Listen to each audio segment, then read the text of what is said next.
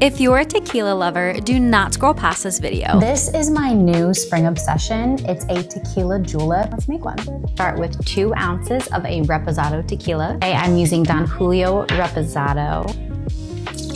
1/2 ounce of agave syrup. And then we're gonna do 1/4 ounce of lime juice, fresh lime juice. You don't wanna do too much lime juice, you want a little extra brightness.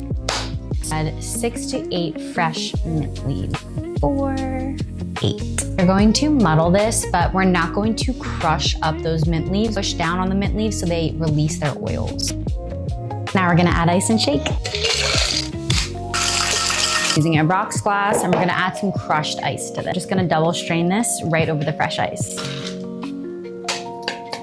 For our garnish, just add a lime wheel right on the side. And of course, a nice bouquet of mint. Don't forget to slap your mint.